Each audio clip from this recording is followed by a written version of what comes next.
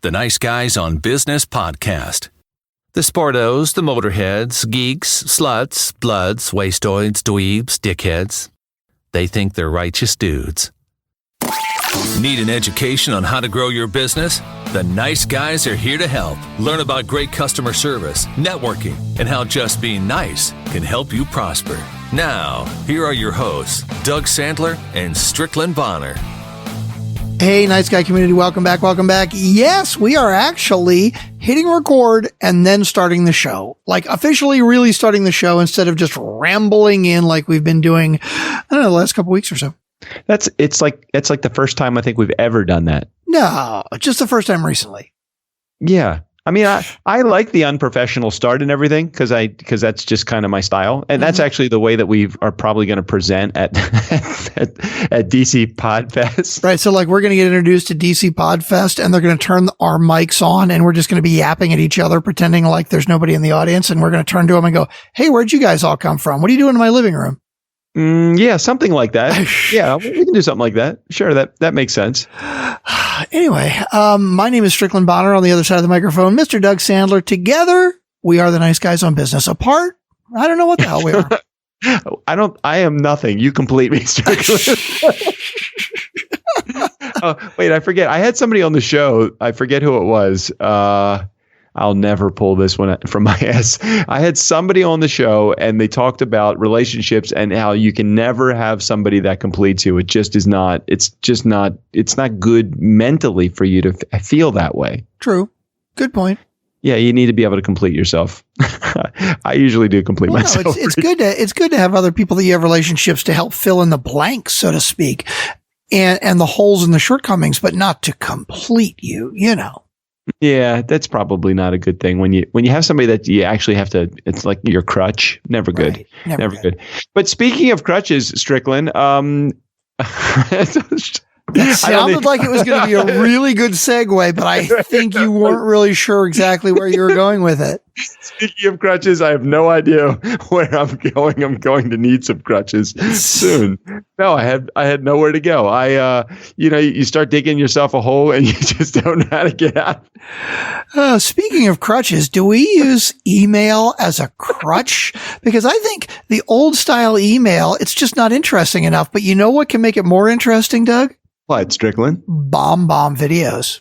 Oh, nice. Oh, you mean Bomb, like the guy Steve and Ethan from Bomb? Exactly. We interviewed them last week, and it shows you Bomb. You can insert video into your emails with no extra plugins, no extra crap, no extra downloads, no extra attachments and stuff. And it's kind of amazing. It's incredibly personalized. It's an incredible way to personalize your emails. Did you see Ethan actually left I know you're not a big social media guy, but every once in a while, and I know you had a busy day today and yesterday. He put a video up, right? Oh, you did see it. I haven't actually seen the video yet. Yeah, he put a 2-minute video up. He just kind of thanks us for having him on the show, and he talks a little bit about the why, not Bomb, but why doing something that might be a little bit disruptive is actually a good marketing tactic. And he's 100% on the money. So if you have not yet seen that video, I'm afraid you're going to have to join the Nice Guy community to check it out. We'll put that link in the show notes and the bombbomb.com /nice guy or whatever his the link that shows that you've come. They want to know that you're coming to them from our show so that we can take a little credit, I guess, for actually turning people on to Bomb. That'd be kind of cool. It would be cool. So, if you click the link, then you can get a 14-day free trial. No credit card necessary. It's not like it's one of these things where they're going to charge you immediately if you don't cancel. All you got to do is try it out for free. So bombbomb.com in the show notes, you'll see it right there. Speaking of Bomb, though, how you use, like, there's some tools that you use on a regular basis that I probably have no idea what they are. Like before we started using Google Drive, it was like Dropbox or something else. And Google Drive is really like, it turned the whole corner with helping us make the show actually a little bit more fluid. It's been crazy. You know, I have always been a huge supporter of Google. I love a company that creates cool things and gives them away for free and basically just charges advertising for it. And, you know, when we were starting to run out of space on our Google Drive, like you get 15 gig free or something like that, right? And we were almost out of space. And it's like, oh God, I got to start paying for it now, right? to get 100 gig of space, it's like $2 a month or something. I mean, it's just ridiculously cheap, right? The way it links all together. I mean, where we've got my Google Calendar, we have the Nice Guys Google Calendar, and the Acuity links with the Google Calendar and the Gmail and the Drive. It's just so easy. It's all together. So are there a bunch of tools like that you use? Because I would have no idea. So Google Drive is a tool. And again, we're not saying any of these things because we are being paid by Google. We're using them because they're actually really good tools. So we would love to get paid by Google. Yeah, that would be cool. If we could get just even a very small percentage. Would you take a point of a percentage just to be a part of the Google? Oh yeah, I'd take whatever. Yeah, absolutely. Anything. Mm-hmm. Amazon, we discovered that we have made 32 cents in the last 6 months. Yeah, aside from Google, what other tools do you use? I use the OneNote, which is Microsoft's digital notebook. I know a lot of people use Evernote. I've seen Evernote. I used to use Evernote as well, and Evernote's really good. I actually prefer OneNote. The digital notebook, it's just the best. So I have in my OneNote digital notebook, I put all the show notes, I put all of the guest information, and basically each episode is a different page of the notebook, and the notebook can be basically separated into different sections or different chapters. So like I've got, it's okay. So for me specifically, I have one notebook called podcasts. I have another one that's for my Hold on. Just wait. Just help me understand it. When you say notebook, so when you turn on your computer, is there a folder on your computer, or is it web based? Okay, so this is an app, but I believe it is also, you can do it browser based also. The OneNote it syncs with the OneDrive, like with Microsoft. So I don't use the browser version, but you can. So like I could access this from anywhere that I wanted to. I use the version that's on my hard drive just because it's convenient. That's what I use, right? But it is available in the cloud as well. And so I can open up a notebook, and I can open a podcast notebook, or I have a band notebook, or I have what I call Strickland's notebook. That's just other personal stuff, right? So when I open my podcast notebook, I see different sections, right? So it's basically like different chapters. I have one called Topics. I have one called Archives. Wait, the one they call Topics, is that one empty? Exactly. Completely empty. Yeah, usually empty. Well, the Topics, it's actually like upcoming interviews and stuff. And then I have another tab called Archived, right? So when we do show notes, we have an episode, I'll put all the notes in there, and then I will drag it from the Topics section over to the Archived section. So I move it from one to the other. So my Archived section has it has basically a page for every single show we've ever done. And then I've got another one that's like setup and marketing, and these are all different sections, right? Now, what's great about this is, just like Google, I have a little search box. And so if you said to me, hey, what episode was Arianna Huffington on? And I can just go right into my search box and type Huffington. And if I'd spelled her name right, it would actually work properly. That would be episode 134.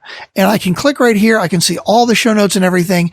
Search is like Google. I can search for whatever I want. All right. So if you're working with like more than one person, let's say that we have an office and this person is working in an office with 4 people. Can they all share the same OneNote, or does that not make sense?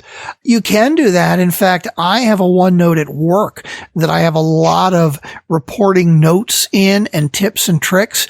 And so sometimes our tier 1 people will get a call and there'll be something that they're not sure how to do with reporting. And I'll say, oh yeah, here, I got the instructions for that in the OneNote. Check it out. And I send them a link, and they can look into my OneNote and see the notes that I've made to figure out how to solve this problem that somebody's calling about. So is it kind of like the Google Drive in that you have the ability to share certain folders and you can keep certain folders private? Yeah, it can be used that way as well. And you can have attachments, you can have web pages. And what's cool with the web pages is you can put a link into a OneNote page and say either, hey, I just want to leave this as a link, or I actually want to have the text from the page on here. I mean, there's just tons of options. It's really incredibly flexible and really handy. And is there any cost for OneNote, or is it free? I believe there is a free version. I have a Microsoft Office subscription that I think I pay $5 a month, but the Microsoft Office subscription gives me OneNote, Microsoft Word, Excel, Access, PowerPoint. I mean, basically all of the Microsoft Office suite, plus its automatically upgraded all the time. So when a new version comes out, I get it for $5 a month or something. No, that's really good. That's really good. Well, so it is comparable to a degree to Google Drive. It's there. It's Microsoft's version of Google Drive. Yeah, it's very true. And you know what's interesting? I love Google. I mean, I'm definitely a big Google guy, but Google Docs is set up like Microsoft Word, kind of, right? The layout and the typing and everything. But there are two things I really don't like about Google Docs. There's no save button.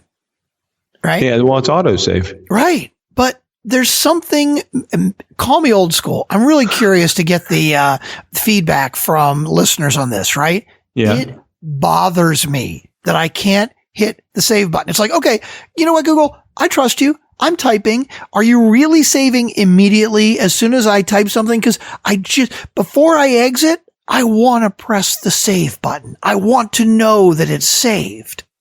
That's interesting. I'm looking at it right now, and you are right. There is no save button. Yeah. But I don't have that hang up. Huh. Well, the second thing that I don't like about them is there's no physical document. And again, I say physical, right? Like a Word doc is something physical. No, it's not physical. It's on the freaking hard drive, right? Right. But I can take a Word doc and I can copy it to a Google Drive, or I can copy it on my local hard drive, right? Mm-hmm. A Google Doc, I can't say save as a Google Doc on my hard drive. It's just this thing that exists in the cloud with Google. Yeah. All right. So in other words, what you're saying is you can't take this document. I'm just looking at a document right now, and I'm trying. So you just want to be able to download it, or? Yeah, exactly. I want to have I keep saying physical copy, right? Like, well, you can, paper, you can, but you can go download as, and then it will give you Microsoft Word. And maybe this is a recent change, and maybe you haven't seen it. I don't know, but you can save it as a number of different document types. Right. So I can do save as Microsoft Word, right? Mm-hmm. Well, why can't I save as a Google Doc? I don't want to change the formatting, right? I want to keep it as a Google Doc, but it's like if I need to actually save it to a physical hard drive, I need to change it into a Word doc. And I'm okay because I use Word all the time, but I got it. You want to save it as a Google Doc, so when you open it up when it's on your desktop, that it opens up as a Google Doc, not as a Microsoft Word that I think you actually have to go back through and you'd have to upload it again if you wanted. Right, exactly. You got to reconvert it and make it back into a Google Doc, right? That's weird. You would think, and I'm looking at it, and it's like you can share. I'm looking at some of the options, but you can share it, but that you're not going to share it with yourself. Right. Well, and I do love and you know what? I guess it's a trade-off because I love the live aspect of it. Like if I'm looking at a Google Doc that you and I are sharing and you start typing, I can see the changes immediately while you're typing them. And I got to admit that the sharing aspect of it is really cool because if there was a save button, then you wouldn't know that I was in the middle of editing something and you could be in the middle of editing the same thing. So that, you know what, if the trade-off is no save button because I have to be able to see somebody else editing the same doc right now, that's a good trade-off. I'm okay with that. So, Nice Guy community, if you're listening to this and you say, well, Doug, Strick, there is another option, Google Docs and OneNote and the cloud and whatever else that's out there that, I don't know, whatever. I don't know what I'm talking about. But if there is a third option, if there is something that I'm not thinking of, Apple just uses, what does Apple use? I have no idea because I fucking hate Apple. I don't. So I didn't mean that came out like really nasty. But I mean, anybody that hasn't listened to the podcast, you guys know this already. I'm just not an Apple guy. I'm not a big fan. Hey, I interviewed somebody, and again, I can't remember. The interview is in the can now, and it's going to come out in like 6 weeks. I cannot remember who it was. No, I'm blanking on who it was, but I can tell you that the question, I ask, you have an iPhone or something inferior? They of course, they did not laugh, but they did not have an iPhone. That was great. I can't remember who it was, but anyway, so they. Well, Sean Carpenter post on today too. He's like, "Here's some of the things I hate. I'm really annoyed about." Right, and he had this list, and one of the things on the list was, "I hate it when my iPhone is at 34%, and then 2 seconds later it's down to 0." And I said, "Hey, Sean, I got a cure for that. Get rid of your fucking iPhone. Buy a Droid." Hey, when I was flying back, I came back from Tampa this weekend. I was speaking at a conference on Friday, and Saturday, late Friday, I flew back. Interesting announcement that they make on Southwest. What is the phone or the tablet that catches fire? No, the Samsung Galaxy S. Yeah. The Galaxy Note 7. Yeah. Yeah. So the announcement that they made is if you're carrying an iPhone or a Google phone or whatever she said, please put it in airplane mode. If you have a a Galaxy Note 7, you must get off the plane. I'm like, oh shit. I love Southwest. I saw actually a guy posted a funny picture. It was a Halloween costume, and it was a guy. He had Galaxy Note 7s all over his body. Yeah. It was suicide bomber. No. So what's the deal with that? What happened? You haven't heard? No, I mean, I know that they caught fire because of the lithium batteries or something, but I don't really, I don't have TV or radio or news or anything, so I don't know what's going on in the world. Okay, so a couple of months ago, some of them were catching fire and exploding, right? And so they recalled them, right? And then they sent new batteries out to these people. Well, the new batteries were doing the same thing. So basically they had to recall every single Galaxy Note 7. And they basically said, we got to do something else. We got to give you your money back. I don't know what they're doing, but basically they said, we can't fix it. We're recalling. They're going to lose like $1 billion this year because of this recall. It's crazy. Well, so how do they? No idea what the actual cause. I mean, how this all happened to begin. How did it get past like their testing and all that other stuff? I actually have sympathy for stuff like that. When the car manufacturers, right? When they have a recall and everybody's like, oh, how do they recall all this stuff? Well, when you're creating something mechanical, right? Mm-hmm. And like a car, right? You think about your car, right? 100,000 miles, 200,000 miles. I mean, and everybody drives differently, right? You can't possibly put some widget through everything that somebody might do to it. Although the Galaxy one is interesting because I don't know, that's a weird one. Like cars are different, right? Cars, people beat up and they work really hard and they do a lot of different things to them. The Galaxy Note 7, it's like, I don't know. For no reason. It's a computer. You turn it on, you run it. Like I would think that they would know that people might turn them on and run them for like hours and hours and hours at a time. Who knows? Heated up, blew up, and it's and now they've created problems. It sounds like they burst into flames. Did eat every one of them or just some of them? Just some of them. But apparently the problem was so prevalent that they recalled all of them. They said it's, that basically there's too much of a chance that this may happen. And it really is so dangerous that we just need to recall all of them. Oh, that's got to be horrible. And I can only imagine, as the manufacturer, finally we're in the black. We got this really good product and everybody's loving it because it was a popular phone, right? Oh, huge. Yeah. Very popular. Well, I actually have a Galaxy S7. Which I really like, but it's the Note 7, which is like the big tablet-sized one, is the one that was recalled. Sometimes I think that manufacturers, I don't want to say that Samsung actually did anything on purpose, but sometimes I'm thinking they throw something in there so they get you back into the shop. Like my Harley was recalled, and I know that they don't want to have no company wants to have the reputation of a bad recall, but I think that companies that might not be completely on the up and up, they're like, hey, let's just throw a recall in there so that we can get them to come back into the store. I'm thinking, hey, I will bring not that Harley would do this, but I'm bringing my Harley back and they're going to fix the repair free. They're not going to try to cross sell me on some service or something while I'm in there, right? Of course they are. They are. I just don't like that. It's kind of like the selling when you go to the that we talked about last episode, 2 episodes ago, when you go to Jiffy Lube. Yeah, but we've talked about the whole marketing thing too. A couple of weeks ago we were like, you don't need a good product, you just need a good marketing campaign. It needs to look good. I know you don't watch TV much, but there's an ad on right now for the new iPhone, and it's this guy in a shop, right? Like he's in a big shed. He's working on his bicycle and he looks outside and it's pouring down rain, right?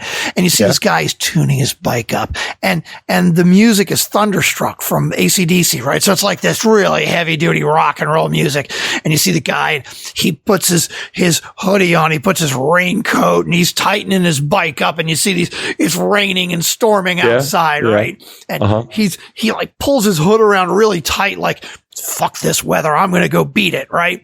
And he takes his iPhone and he puts it right up in the front of his bike, right? And he fires it up and he opens the door and it's basically like the new iPhone. It's waterproof. And it's like, what fucking Samsung phones have been waterproof for 2 years? Like, this is really such a big goddamn deal, right? I guess it is a big deal. Yeah, because it took Apple so goddamn long to do it. Was it when you kept saying bike? I was thinking, is it a bicycle or a motorcycle? Oh, right. It's actually a bicycle. Yeah, but he's it's supposed to be like trail riding, right? Like this guy's like a serious cyclist. He's got like his whole shop with all. It's not just like casual bicycling, right? It's like a serious bicyclist. The thing I will say this about Apple, and you know how I feel about the Apple products. I am a lover of Apple. The thing I just don't get about Apple is you walk into the store and they don't have that many products. I mean, they have a bunch, but they don't have that many. But they usually have a huge store and there's 30 of them at one table. So if you really boil it down, if you were to just put one of each of the products that they have on a table and you were to open up to the public, you'd have like a store that was about 5 feet long by 8 feet wide. Mm-hmm. There's not the accessories too, Yeah, and then they stopped carrying a lot of the designer accessory, like the iPhone cases. They ended up doing some private labeling or something. I don't know. It's a whole different. They really do a lot of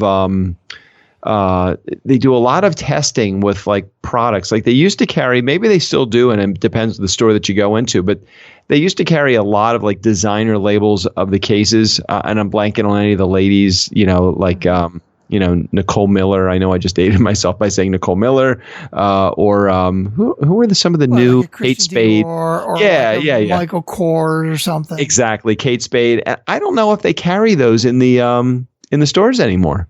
Okay, everything's like private label that are in there. What are you getting at? What's your point? No, what I'm getting at is they've reduced. It seems like they've even reduced the amount of products that were in there, and they already had a small.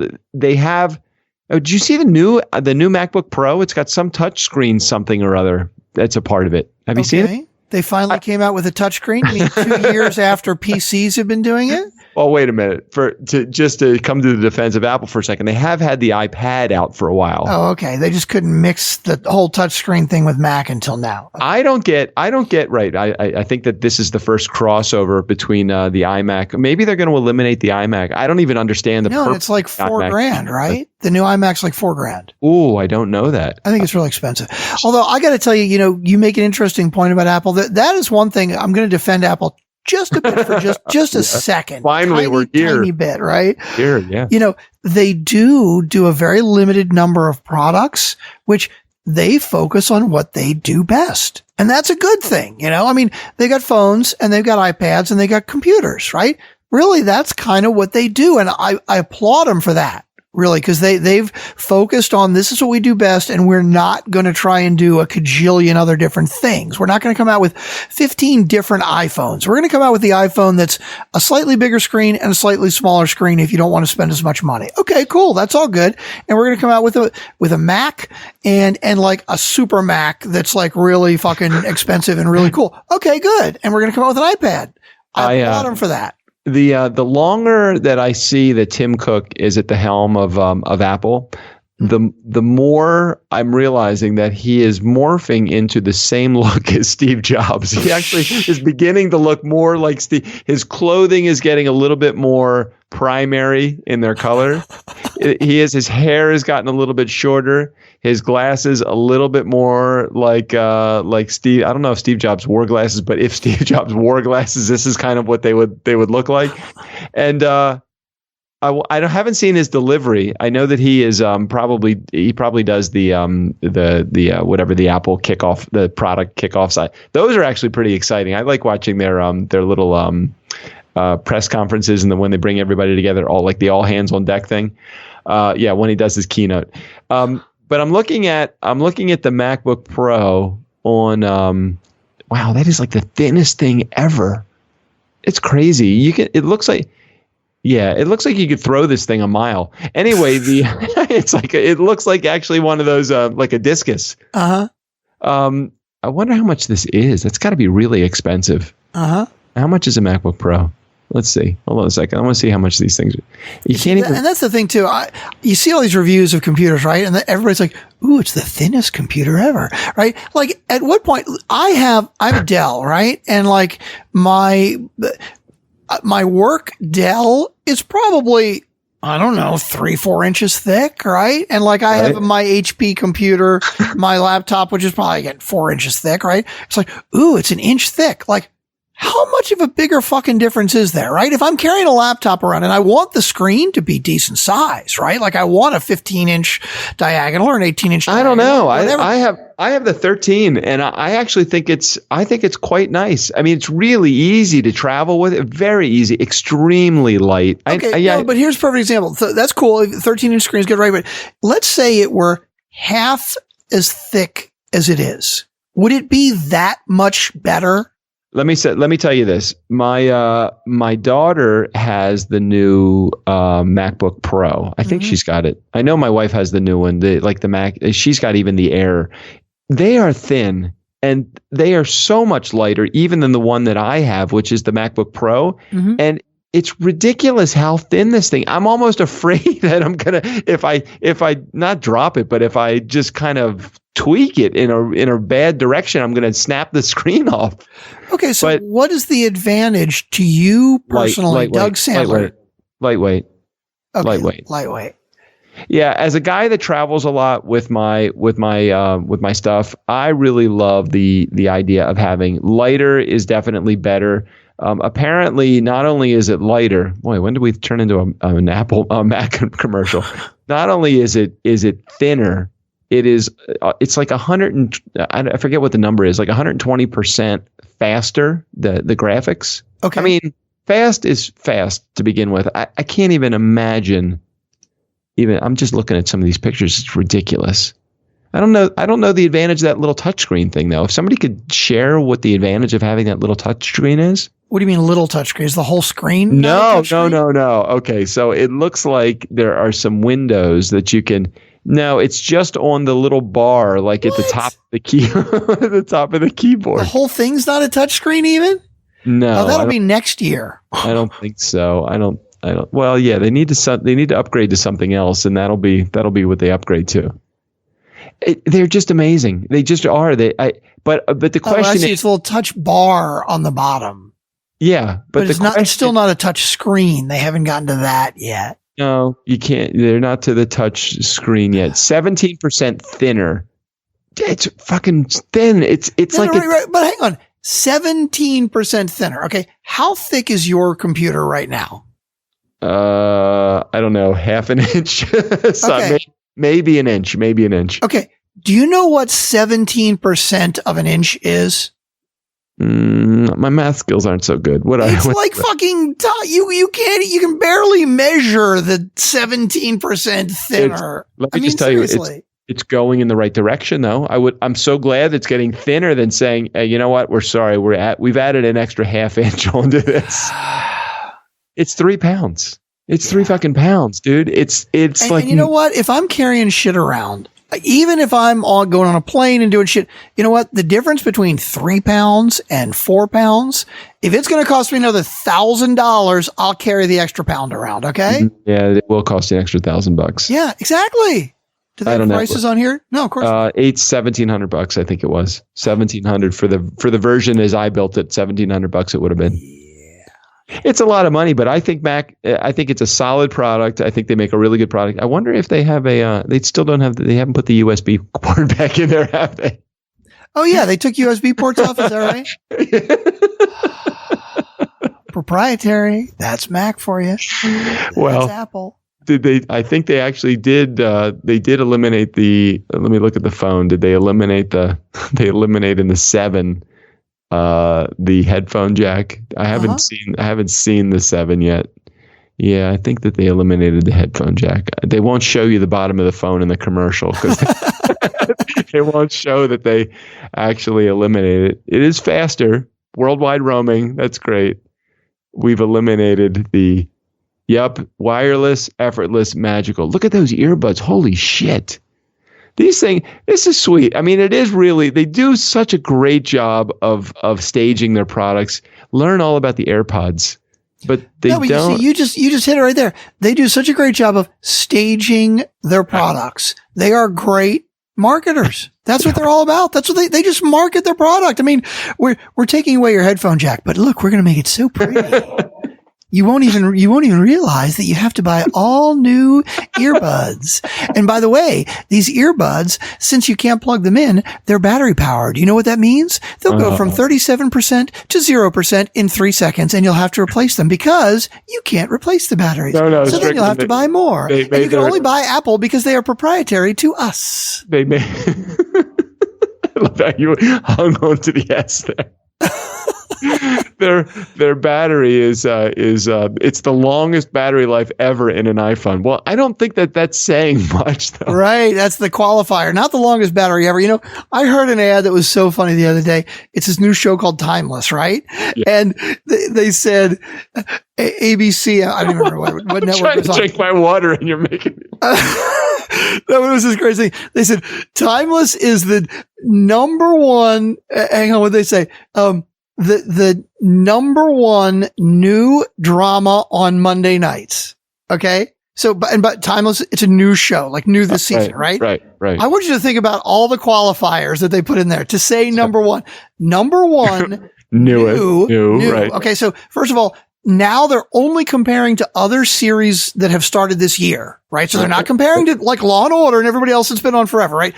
Number one, new drama. Okay. So now we're not only comparing to new shows, only new dramas. We're not comparing to new comedies, right? And they funneled it down. And there actually is none other that they're competing against. But then it gets even worse on Monday night. So what other new dramas are there on Monday night? I mean, really?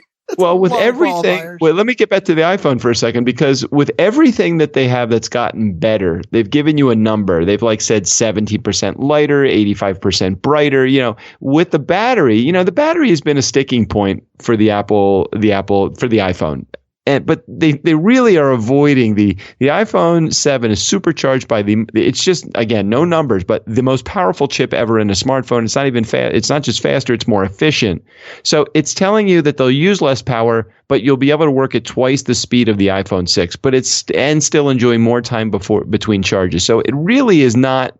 They're not giving you give me something concrete. The phone's going to last you 2 fucking days, or it's going to be 18% fast. If they would even give me a number, just give me a number. Tell me, hey, if you're used to your iPhone burning down in 45 minutes, we'll make it last for an hour and 10 minutes. Oh God. I'd even be okay with that. I am never without a charger. If there is one. Sure. Well, I don't like the new upgrade to the new iOS. I think it's 10 or whatever it is.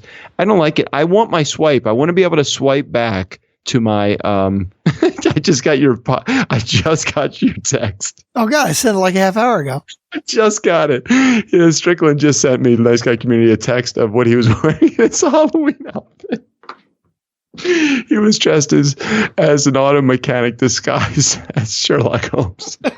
So you like that now? Yes. Oh my God, I'm crying. Anyway, they don't give you any concrete numbers, and iOS. So I want my swipe back. I want to be able to swipe to turn on. I don't want to use the I don't want to have to use my my press to turn it on with my fingerprint anymore. I don't mind using that as an option. But I also I get out of the shower, I like to immediately check and see if anybody's called me, because I'm so desperate for calls. 4242 DJ Doug, by the way. I so want people to talk to me that I want to be able to press the button and have it turn on my phone. And because it doesn't have a swiping feature, it's telling me that it doesn't recognize my fingerprint, because when you get out of the shower, your fingers are wet. Are wet, or the fingerprint is changed because your fingers expand when you're in the shower with water. I don't know what the fuck. I'm not a scientist here. I can tell you though that scientifically my phone fucking doesn't turn on, and I want it to turn on when I want it to turn on. Anyway, the new iOS 10. Thank you. That was my commercial. That was my commercial for the iPhone 7. Oh my gosh, we're out of time, aren't we? We're totally out of time. I don't even know. I think we kind of got to a topic a little bit today. No, we did. We talked about the new features, the apps that are important to us in our daily. It was important. This is the Wednesday show, right? Yes, it is. It was very important that we actually had some substance as we're approaching Hump Day. Is that the structure we're getting into now? Our Tuesday show is absolutely, positively, definitely no topic whatsoever. Our Wednesday show might try pretty hard to hit on a topic, and then what's Thursday? I don't know. We're going to figure that out tomorrow. I guess we will. Hey, okay. I guess that means Steve O'Brien. Time to take us out of here. The nice guys want to hear from you. Call 4242 DJ Doug and ask any questions you like. Well, except about the cloud. Nobody understands the cloud. Don't bring up Santa Claus either. Doug's still a believer.